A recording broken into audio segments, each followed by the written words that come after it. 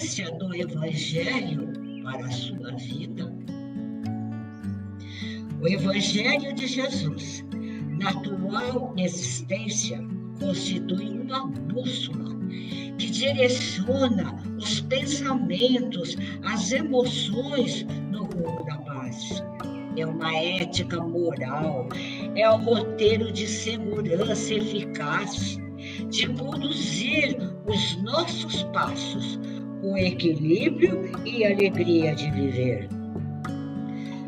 Segundo Raul Teixeira, ele diz o seguinte, que o sucesso dos violentos, dos egoístas, etc., vai chegando ao seu termo.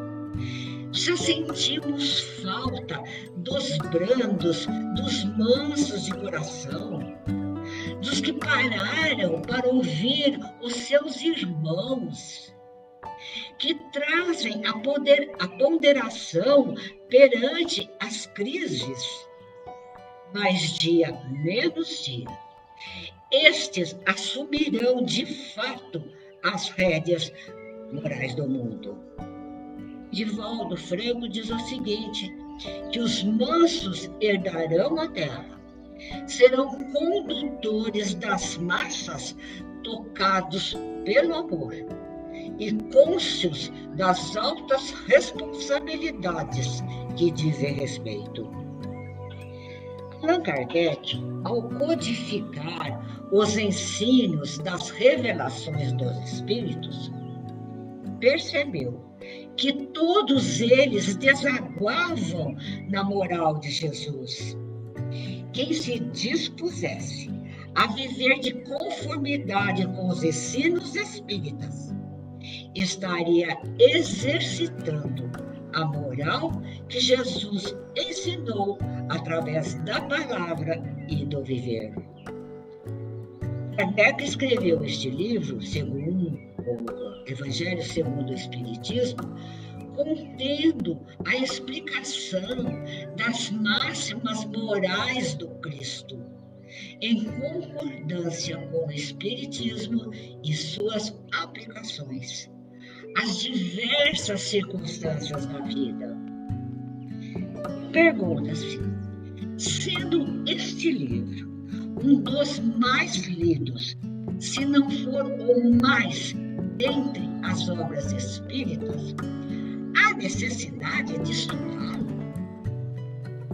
Se já conhecemos os ensinos de Jesus há mais de 2000 anos, há necessidade de estudá-lo? Se as frases de Jesus são muito citadas, até para justificar ideias tão diferentes, até as mais estapafúrdias, há necessidade de estudá-las? Achamos que conhecemos os ensinos de Jesus. Se os conhecêssemos, se tivéssemos aprendido suas lições, seríamos melhores pessoas, viveríamos em sociedades mais justas, sem tantas e cruéis desigualdades sociais, econômicas, morais, levando a competição aguerrida, a miséria, a violência, ao desamor. Se os conhecêssemos realmente, nós e a humanidade já teríamos resolvido os graves problemas que impedem que vivamos em uma sociedade de irmãos que se amam, que se ajudem todos trabalhando sem prejudicar ninguém na obra coletiva. Talvez nunca, como na atualidade, precisamos tanto do estudo e da vivência evangélica. Justamente pelo elevado desenvolvimento científico, tecnológico, que a inteligência do homem trouxe à humanidade. Vivemos há anos uma longa fase de transição, onde o mal é muito evidenciado. justamente para que o homem dele se horrorize e busque combatê-lo desenvolvendo o bem. E isso só será conseguido através da vivência da moral ensinada e vivida por Jesus. Não basta conhecê-los, decorá-los, citá-los. É necessário que eles penetrem o nosso íntimo, provocando mudanças em nosso sentir, pensar e agir. Assim, necessidade de estudar e estudar muito o Evangelho segundo o Espiritismo, que Herculano Pires, na sua tradução, escreveu representar um manual de aplicação moral do Espiritismo. Se este veio para auxiliar o desenvolvimento moral da humanidade terrena, este livro nos traz os ensinos morais de Jesus e a maneira como aplicá-los, vivenciá-los no dia a dia.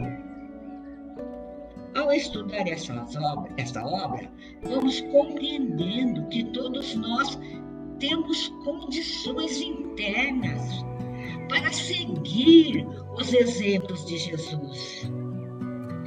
Nesse estudo, aprendemos a desenvolver nosso potencial divino e compreendemos que seguir esses exemplos não é só para os santos. Não é preciso ser pessoa especial para vivê-los. Todos nós somos filhos de Deus.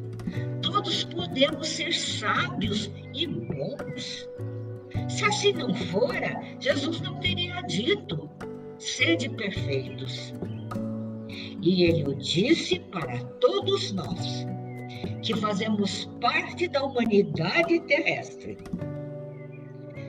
A doutrina espírita torna clara e inteligível a mensagem de Jesus, auxiliando-nos no entendimento, no esforço de colocá-la dentro de nós, para que nos tornemos pessoas dignas e úteis a todos. A leitura do Evangelho requer meditação e discernimento, a fim de se tentar captar o real pensamento de Jesus Cristo sobre o que ele nos veio ensinar há mais de 20 séculos. Isso, no entanto, constitui tarefa sumamente difícil, pois nas entrelinhas de quase todos os ensinos emanados do coração do Mestre, há sempre um sentido velado. E ele assim procedeu devido ao acentuado atraso moral e material reinante entre os homens de sua época.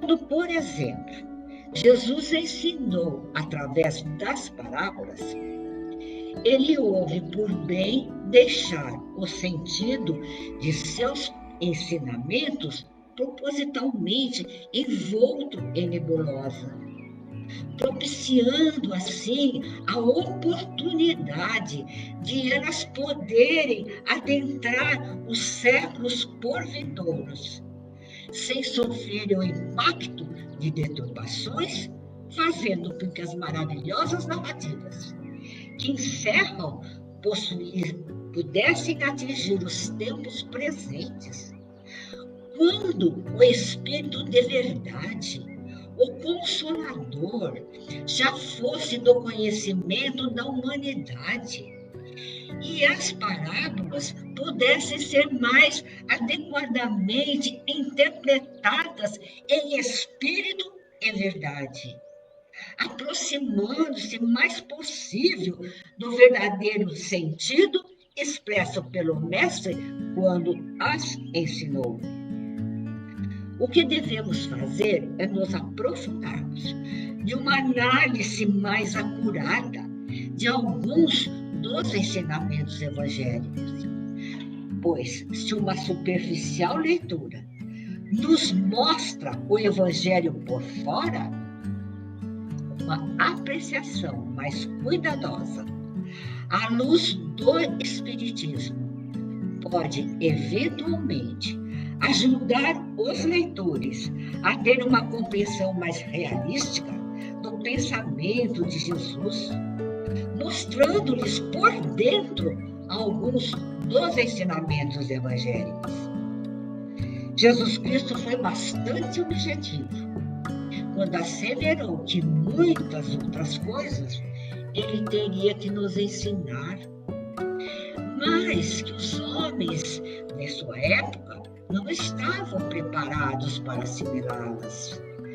Por isso, ele nos enviaria, em tempo oportuno, o Espírito de verdade, o Consolador, para nos ensinar todas as coisas e nos fazer lembrar de tudo quanto ele preceituou. E o que significa lembrar tudo quanto ele nos ensinou, nos preceituou? Implica em fazer com que os homens reexaminem todos os ensinamentos constantes das páginas dos evangelhos, despojando-os de todos os agregados exteriores que eles foram anexados no decorrer dos séculos, livrando-os assim das deturpações e falsas interpretações impostas por alguns homens no decorrer destes milênios, com o objetivo de servir a interesses escusos de grupos e de pessoas. Em suma, tem por objetivo procurar recolocar os ensinamentos de Jesus nos lugares apropriados, por ele estabelecidos quando de sua peregrinação pelas terras da velha Palestina, ocasião em que teve a oportunidade de fazer a maior semeadura de ensinamentos jamais realizados no mundo, representando o mais régio presente com que o céu contemplou a terra. No decorrer dos séculos, e principalmente no período da Idade Média, dos ensinos de Jesus foram revestidos com roupagem diferente. E agora, quando o Paráclito prometido já foi revelado aos homens, com a consumação da terceira revelação, esses ensinos devem ser recolocados em seus devidos pedestais, pois o sentido de os evangelhos terem sido revelados aos homens é de revolver e revolucionar o mundo inteiro, para que um dia o Cristo possa formar um só rebanho sob a orientação segura de um só pastor. Um só rebanho e um só pastor. Tal declaração de Jesus significa que os homens um dia se unirão por uma crença única, assim como no aspecto social, político e comercial tendem a cair as barreiras, havendo já confraternização entre os povos. Terão as religiões que fazer concessões mútuas a fim de atingir a unidade. Pois sendo Deus único, é o mesmo que todos adoram, não importa sob que nome. Para tanto, deverão encontrar-se em um terreno neutro, se bem que comum a todas, sendo mantidos imutáveis seus dogmas. A iniciativa deverá partir do indivíduo. E para congregar todos os homens em uma mesma religião, esta deverá satisfazer a razão, as legítimas aspirações do coração e do espírito, ser confirmada pela ciência positiva, acompanhar o progresso da humanidade, não seja exclusivista, intolerante, admitir somente a fé racional, ter como código moral a prática da caridade e fraternidade universais. Segundo Kardec, no Evangelho segundo o Espiritismo, Kardec ele explica sobre o dogma.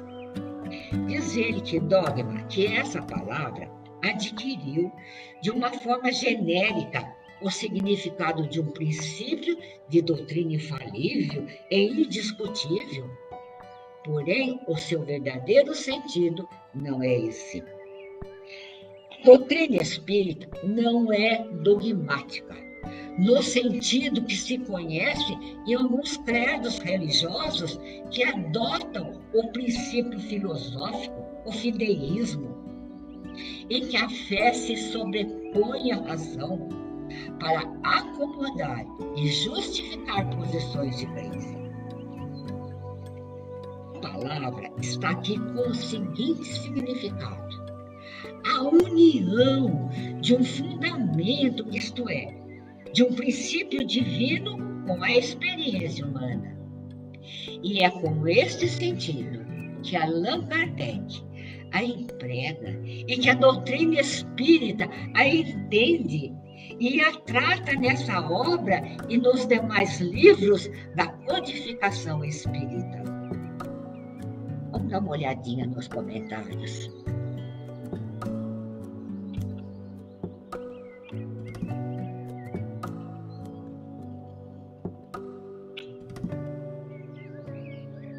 Ô, Elza, o Evangelho, segundo o que a Elza está colocando, refletindo, que o estudo do Evangelho segundo o Espiritismo é uma necessidade constante.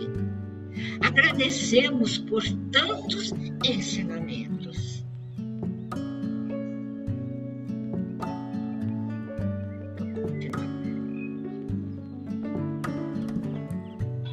Em João, no capítulo de João, no versículo 8, capítulo 8, versículo 43, tem a seguinte pergunta: por que não entendeis a minha linguagem? Por não poderes ouvir a minha palavra. Examinando-se mais profundamente e demoradamente os evangelhos de Jesus, e procurando penetrar em seu âmago, poderemos aurir ensinamentos suscetíveis de alterar sensivelmente o nosso modo de interpretar várias de suas passagens. Muitas pessoas leem os evangelhos simplesmente por um desencargo de consciência. Fazem a leitura de um trecho quase que maquinalmente e acham que, procedendo desse modo, estarão em paz com sua consciência e também com Deus. Acontece, porém, que o objetivo de Jesus Cristo, descendo à terra, foi de legar-nos um manancial de ensinamentos, capaz de libertar-nos das superstições, do obscurismo e, pelo conhecimento da verdade, nos tornarmos criaturas não mais sujeitas ao jugo do erro e das falsas interpretações dos textos evangélicos.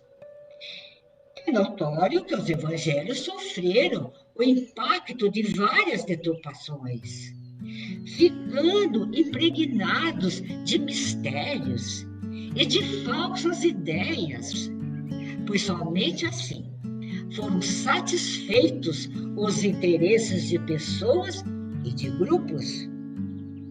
Muitos dos ensinamentos de Jesus foram adulterados no decurso dos séculos, quer seja através de traduções ou por interpolações de textos que não foram jamais ensinados por ele.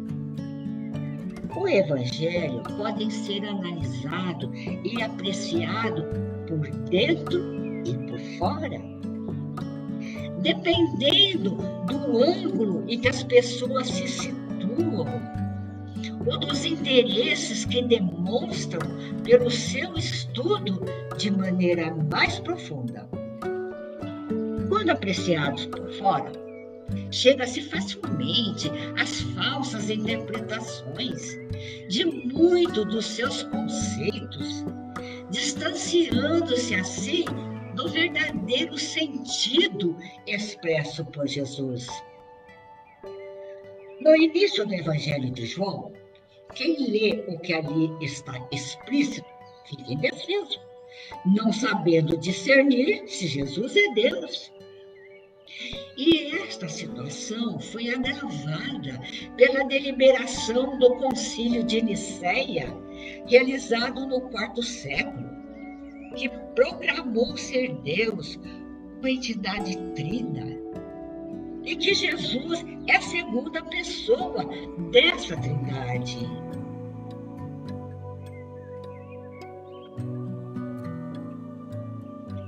Face às inúmeras curas operadas por Jesus e os fatos supranormais operados por seu intermédio, chega-se a conceber a existência de milagres, dando seu caráter de miraculoso a maior parte dos atos por ele praticados, ignorando-se que o milagre não existe, pois constituiria uma derrogação de leis eternas, sábias e imutáveis.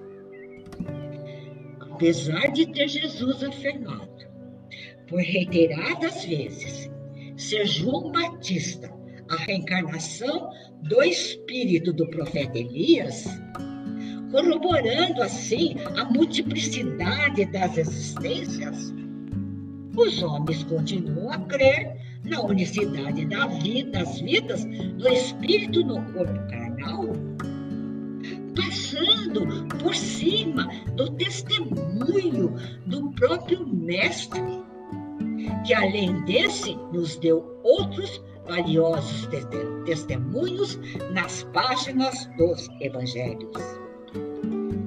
A despeito de ter Jesus deixado bem claro que a cada um será dado segundo as suas obras, o que morta é a fé sem obras, e eles continuam a crer que a fé é suficiente para conduzir o indivíduo à sua redenção espiritual.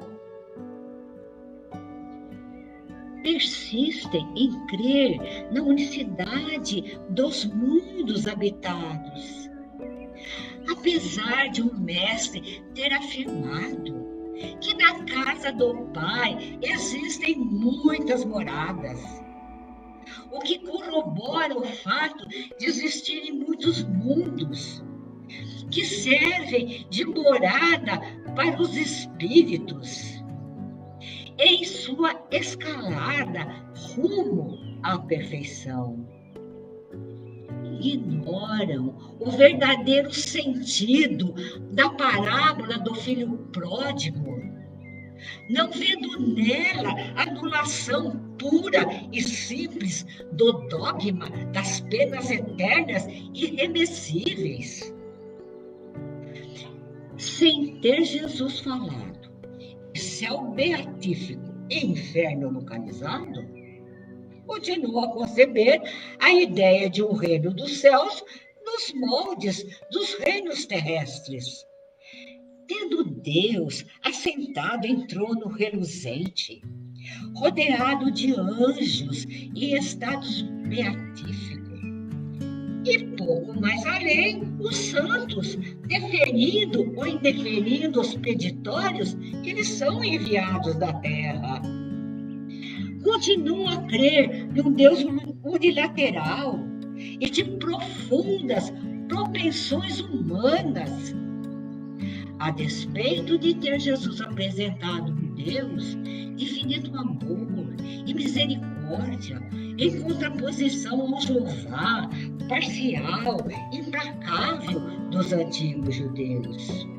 Agora, por outro lado, se apreciarmos o Evangelho por dentro, passaremos a ter uma compreensão mais lógica sobre os conceitos expressos por Jesus Cristo.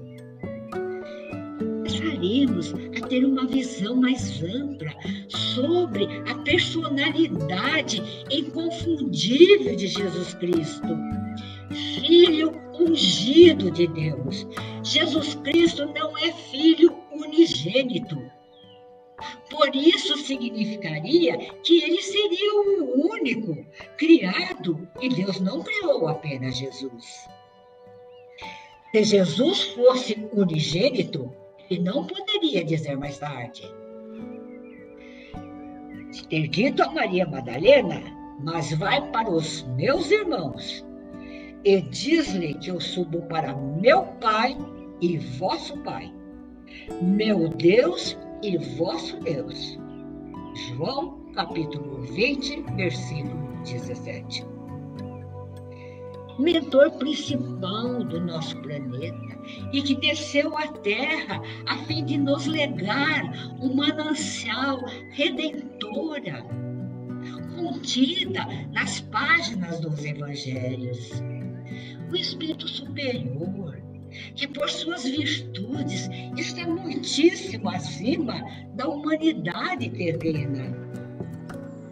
Compreenderemos os fatos que os evangelhos relatam e que têm sido catalogados como milagres pertencem, na sua maioria, à ordem dos fenômenos psíquicos, isto é, dos que têm como causa primária as faculdades e os atributos da alma. Os chamados milagres seria uma derogação de leis imutáveis que regem o universo.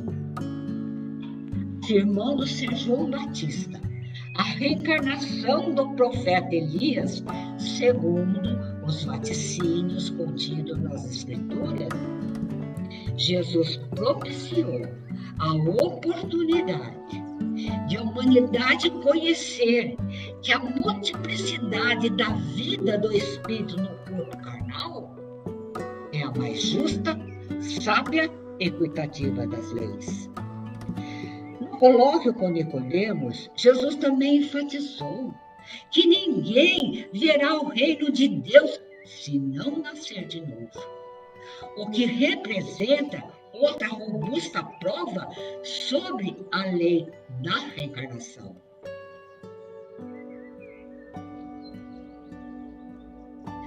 Deus nos é apresentado por Jesus como Pai de infinito amor, misericordioso, imparcial, indivisível, soberanamente justo e bom, Criador do universo e da vida, e por extensão do céu, da terra e todas as coisas que existem.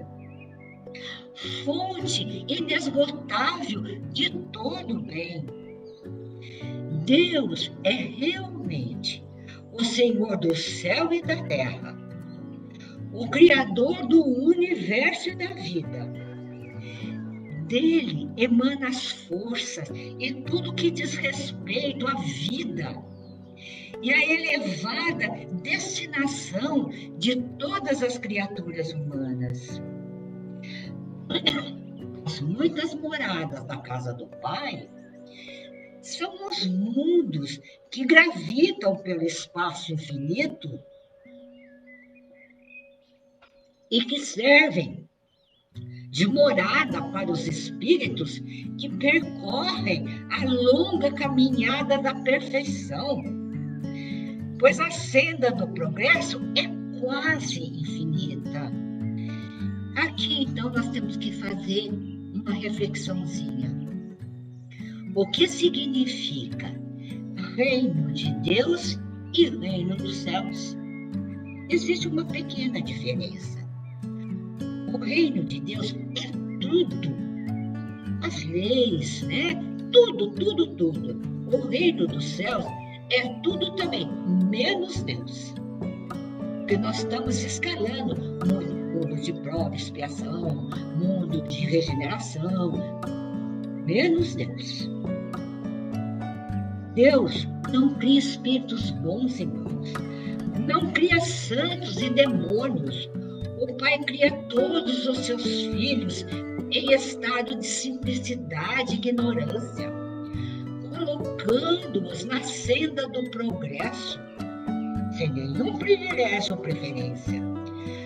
Todos são iguais a seus olhos, pois se ele tivesse preferência por qualquer um deles, perderia o seu atributo de Pai equitativo e justo.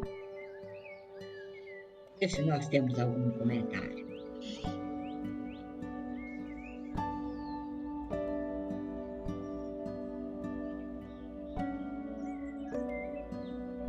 O Flávio. Oi, Flávio. Conhecemos o que diz o Evangelho, mas precisamos, através das nossas ações cotidianas, fazer que esses conhecimentos migrem e se instalem em nossos corações. É exatamente isso, Flávio. A Sônia. O entendimento e a prática dos ensinamentos do Evangelho é o caminho da transformação de tão propalada reforma íntima. Oi, Sônia. Maravilha. Elza, a fé racional que o Espiritismo nos ajuda a conquistar nos aproxima de Deus. Que coisa. Sônia, depois que comecei a ver o Evangelho por dentro, vi que é muito simples os ensinamentos de Jesus, no qual tinha uma dificuldade imensa de entender, né, Sônia? Puxa vida. Oh, meu vídeo parou. Então vamos continuar. Bom, no Evangelho, vem então o Evangelho por fora e o Evangelho por dentro. No Evangelho, segundo o Espiritismo, tem uma passagem muito importante, não é parábola, não, é uma passagem real que aconteceu. É a mais curta visita de Jesus. E quando desceu para a terra, saiu-lhe ao encontro, vindo da cidade, um homem que desde muito estava possesso de espírito imundo e não andava vestido e nem habitava em qualquer casa, mas nos sepulcros. Lucas capítulo 8, versículo 27. Quanto ao Evangelho, navegando rumo ao território dos Gadarenos, o mestre, logo que desceu na terra, defrontou-se com um homem possesso de maus espíritos.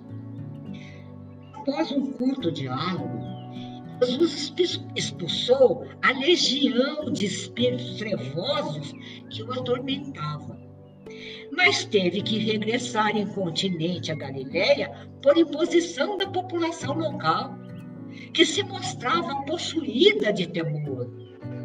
Foi a mais curta visita feita por Jesus a uma região. O homem a preço vivia dentro dos sepulcros, completamente despido. Algumas vezes percorreu os montes, os outeiros, machucando os pés nas pedras e nos espinhos do caminho. população da cidade, para evitar aquele quadro constrangedor de ver um homem nu e todo machucado, prendia-o com correntes, com agrilhões. E, no entanto, em seus momentos de fúria, ele quebrava as correntes, nem 5 ou 6 homens conseguiam contê-lo. Os espíritos nervosos que atormentavam, vendo a grande luz que se aproximava e temendo pelo fim do domínio nefando que vinha exercendo, fizeram com que o pobre homem saísse correndo em direção a Jesus Cristo, exclamando: "Que tenho eu contigo, Jesus, Filho do Altíssimo? Peço-te que não me atormentes." O mestre, com um olhar severo, indagou do espírito: "Qual é teu nome?" Recebendo como resposta: "Nosso nome é Legião, porque somos muitos." Face a essa identificação, Jesus ordenou-lhes que saíssem do possesso. Notando que não lhes restavam alternativas, e vendo ali uma manada de porcos, solicitaram de Jesus permissão para passarem para os animais. Diante do consentimento do mestre, dizem os evangelhos que os porcos saíram em fúria desenfreada, caindo alguns no lago, outros no despenhadeiro, morrendo todos. E o homem ficou completamente curado. Assentou-se em uma pedra e demonstrou desejo de seguir Jesus, o que não lhe foi permitido pelo mestre, que lhe disse: "Volta para a tua casa e conta como grandes coisas te fez Deus." O povo da cidade, no entanto, ficou atemorizado e pediu ao mestre que abandonasse aquele território. Vamos ver por dentro essa passagem. Por que os espíritos possessores que haviam abandonado o homem, mas haviam conquistado um novo abrigo, os porcos, causaram a morte desses animais? Não deveriam ter procurado conservar o novo abrigo?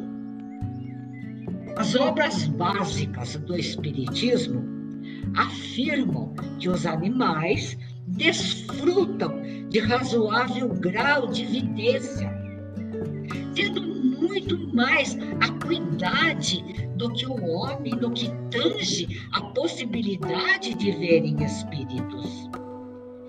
É óbvio, portanto, que os porcos, ao verem aqueles espíritos tão tenebrosos, que atormentavam o possesso gadareno, se espantaram tanto que saíram espavoridos em louca debandada, mesmo antes daqueles espíritos malfeitores terem se aproximado deles, não significando que tenham entrado dos porcos.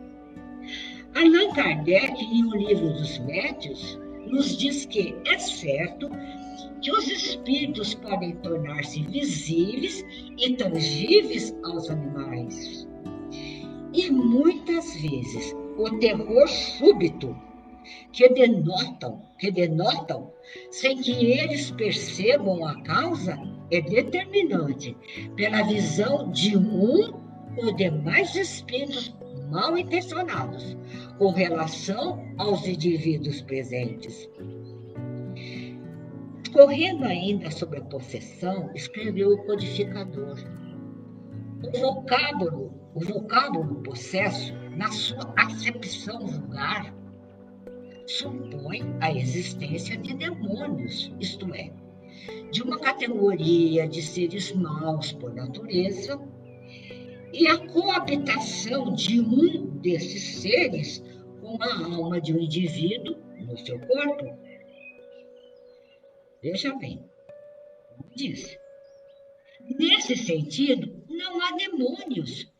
E dois espíritos não podem habitar simultaneamente no mesmo corpo.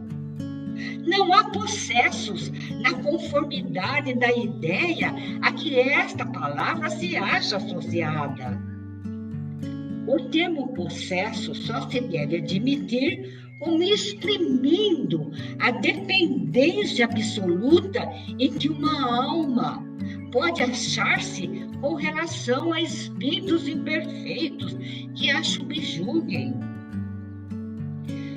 No caso específico descrito nos evangelhos, deve-se crer que o possesso gadareno estava atormentado por espíritos inferiores, como consequência de desvios de ordem moral cometidos naquela vida, ou provavelmente devido a pesados débitos contraídos em existências anteriores.